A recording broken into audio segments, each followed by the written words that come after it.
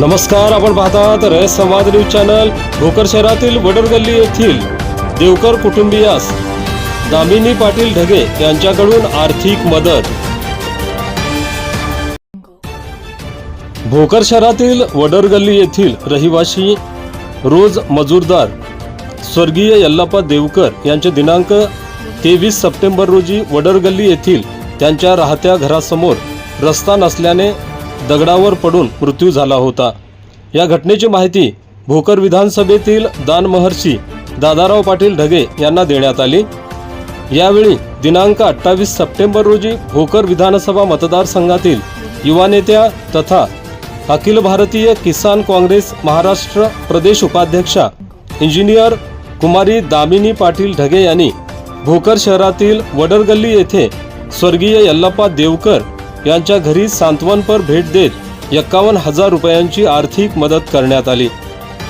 कुमारी दामिनी पाटील ढगे यांनी देवकर पीडित कुटुंबियांस 51,000 रुपयांची आर्थिक मदत केल्याबद्दल भोकर शहरातील वडरगल्ली येथील नागरिकांनी कुमारी दामिनी दादाराव पाटील ढगे यांचे आभार मानले।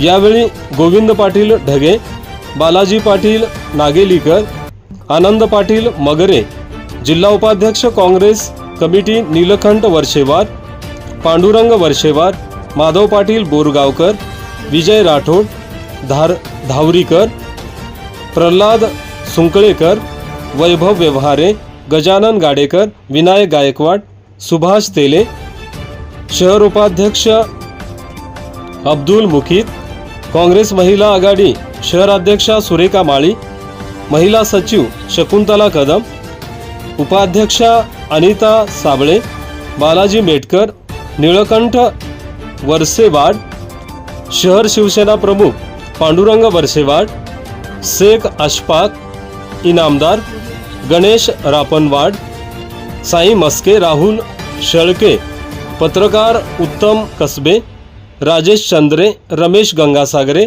आदींसह नागरिक उपस्थित होते। रयत संवादसाठी हमीद खान पठाण, भोकर, नांदेड।